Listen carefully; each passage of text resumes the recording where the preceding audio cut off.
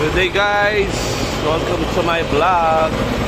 So yan, maulan pa rin ang panahon, walang customer at maputik pa ang daan.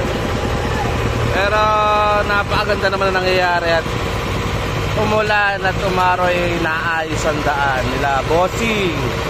Yan, shoutout naman yan bossing. Kahit umulan umaraw, nagtatrabaho sila.